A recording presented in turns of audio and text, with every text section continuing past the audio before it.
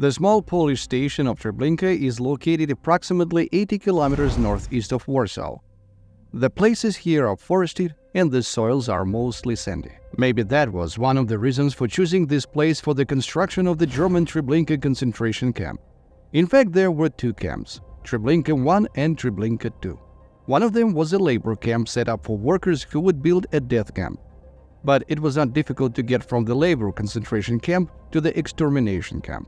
The camp was initially intended for the physical extermination of Jews, primarily Polish, but later also Jews from countries of both Eastern and Western Europe. Communists and prisoners of war, primarily Soviets, also ended up here, but most of the prisoners in this death camp were Jews. The order to create the Treblinka concentration camp was signed by Reichsfuhrer SS Heinrich Himmler on April 17, 1942. SS Oberfuhrer Erpad Wiegand, the head of the SS of the Warsaw district at that time, who distinguished himself in carrying out the policy of terror in the Warsaw Ghetto, was appointed responsible for the establishment of the camp. SS Sturmbannführer Theodor von Eupen was appointed commandant of Treblinka I, the workers' sector of the camp. The first commandant of Treblinka II, an extermination camp which was built a little later, was a professional physician SS Obersturmführer Imfried Eberl, a fascist who was obsessed with experiments on people. The second commandant of the death camp and one of the organizers of Sobibor was SS Obersturmführer Franz Stengel, and the third commandant was SS Untersturmführer Franz Kurt. The whole trio was distinguished by extreme cruelty and mercilessness in relation to the camp prisoners. Franz Kurt was the last commandant of Treblinka. There were relatively few native SS Germans in the camp. A significant part of the guards and internal police of the camp were the so-called Volksdeutsch, natives of the Poland and German origin. In addition to the guards and police, the functions of guards and accomplices of the executioners were also performed by camp prisoners recruited from Treblinka I, that is, the Jews themselves, the so-called kapo. Kapos were divided into two categories. Some were responsible for order among the prisoners, overseers and wardens. Others served the gas chambers and were responsible for lighting the fire and burning corpses. Often, when the policemen and capos could not cope, they enlisted the help of the capos' workers, giving them whips, so they also herd their fellow tribesmen to their deaths. Sometimes the psychological and moral aspects of this phenomenon is discussed.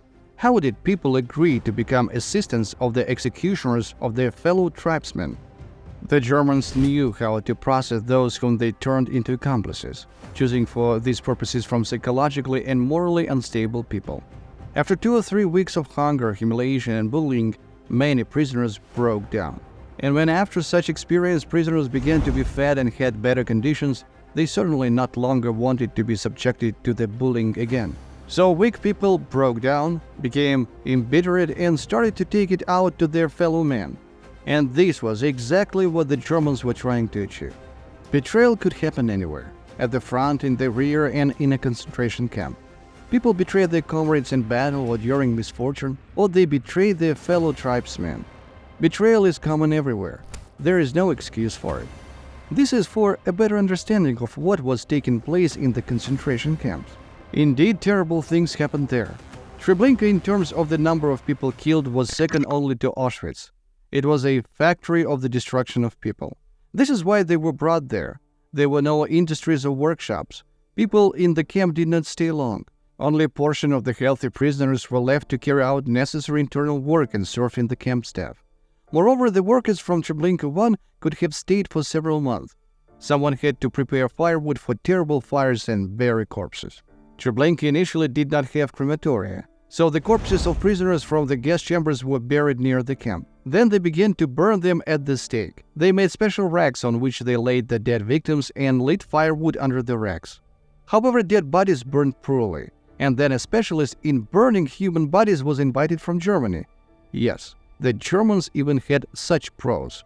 In the autumn of 1942, a seemingly very smiling young man arrived in Treblinka. His name was Herbert Flass, SS Scharführer. He was a specialist in euthanasia and corpse disposal. He quickly set up the death factory.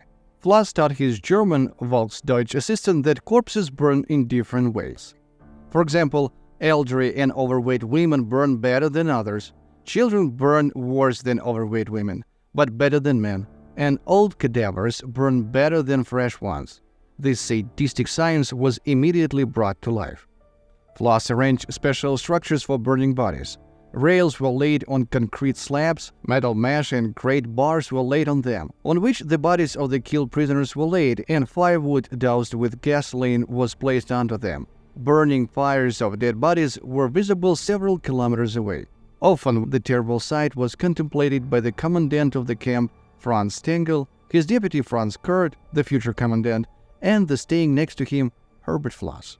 In the spring of 1943, a command was received from Himmler himself to dig up and burn all the bodies of murdered prisoners previously buried in the ground. This decision was influenced first of all by the Battle of Stalingrad, as a result of which the leaders of the Nazi elite began to understand that the war could be lost and it was time to cover up the traces of their crimes. A special railway line was laid from the station to the camp. A fictitious platform and something like a station was even built near the camp so that the Jews and other prisoners being transported would not suspect anything ahead of time.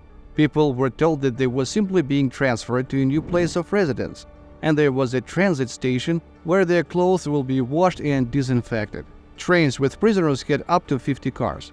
There were about 150 to 200 people in each car. However, only 20 cars could be placed in the camp's fake station. Therefore, prisoners, that is, deceived people, were brought into the camp in batches one by one. The most cynical thing is that the Jews who were in the train from different European countries bought ticket for this train. They literally paid their own way to hell. The Nazis told them that they were being transported to another place of residence where only Jews would live. On the territory of the camp, prisoners were sorted. Women and children to the left, men to the right. Women and children were led into the gas chambers first. Before being sent to the building where the cells were located, they were forced to undress and were led naked along a road 80-100 meters long, fenced on both sides with 2 rows of barbed wire. The prisoners called it gut, and the Germans, in mockery, alley to heaven. Along the road on the sides there were SS men and Ukrainian policemen, with dogs trained to attack people. The capos and the camp workers were allowed to take some of the belongings of those who were sent to death. At the beginning there were only 3 cells designed for the killing of prisoners, each measuring 4 by 4 meters. Shower pipes were built into the ceiling just for show. No more than 7-10 people entered the cell. Later another building was constructed with 10 more spacious cells. Thus the capacity of the Treblinka gas chambers increased to 200-250 people. Zyklon B was not used at Treblinka. People were gassed from a running engine. And here there are some inconsistencies. Many memoirs indicate that it was a diesel engine from some captured tank. But the lethality of diesel gases is significantly lower than that of gasoline gases. In addition, in Germany, there were many different types of gas generator engines that ran on wood or coal. The gas from these engines was the most lethal. The Germans were not fools. Why to waste diesel fuel, which was in short supply in the Reich, on prisoners? Gasoline was also needed at the front. People were most likely poisoned by exhaust from the gas generator. The Nazi could have simply made up the idea of diesel for prisoners and concentration camp workers. The engine, adapted for a terrible execution, was watched by a prisoner of war who voluntarily surrendered to the Nazis, a certain Ivan Demjanjuk. When the victims were driven into the cells, the SS men usually gave the command, "Ivan, water!" Demjanjuk started the engine and opened the valve of a special pipe, which was connected to the gas chambers and then branched into each chamber with a pipe of a smaller diameter. The procedure took from 30 to 40 minutes. Then the bodies of the dead were pulled out of the cells by workers. Those who still showed signs of life were finished off by capos, loaded onto railway cars and rolled along the rails to a place for burning the corpses. The cells were ventilated, and after half an hour they were ready to receive the next batch of victims. According to recollections of prisoners, Demjanjuk always walked with a dagger on his belt, which he could use in case of any misstep. By Kurt had a dog, Barry, a cross between a Saint Bernard and some other breed. Barry was a huge dog and loved to bite naked men on the genitals and women on the breasts. Children were often sent not to gas chambers, but to where corpses were burned or where drunken police and SS men crushed their heads on a log or on the ground, which effectively saved ammunition. By 1943, crematoriums began to be built in the camps, but the ovens still couldn't cope and people's bodies continued to be burned in mass bonfires. To avoid boredom, the Germans, as in other camps, created an orchestra of Jewish musicians that played cheerful music, drowning out the groans of the victims. According to the memoirs of Jewish worker Yankel Wernick, the guards were constantly drunk, and they sold everything they could take from the prisoners or steal in the camp in order to have more money to buy schnapps. Having filled their bellies with food and being drunk, they looked for entertainment. Often they chose the most beautiful Jewish girl from the naked women passed by, dragged her to the barracks, raped her, and then sent her to the gas chamber. In total, about 800,000 people were killed in the Treblinka death camp over 2 years. Of these, 2,000 gypsies, several thousand Poles, and about 1,000 Soviet prisoners. The rest were Jews. On August 2, 1943, concentration camp workers rebelled. The uprising was brutally suppressed, but some of the workers managed to escape. The Commandants searched for them through the forest for a long time. However, many managed to hide with the partisans or local residents. 54 camp's prisoners subsequently gave testimony about what was happening there. By the end of 1943, the concentration camp was liquidated. All buildings and structures were dismantled or destroyed. The railway was also dismantled. In the spring of 1944, the Germans plowed up the entire territory of the former camp and sowed it with lupine. However, the Nazis failed to completely hide the traces of their crimes. After the war, search teams excavated burial grounds and other material evidence of the existence of the death camp, and also testimonies from surviving victims and the arrested SS men themselves and the camp policemen. The Treblinka camp became one of the terrible links in the chain of monstrous crime of Nazism.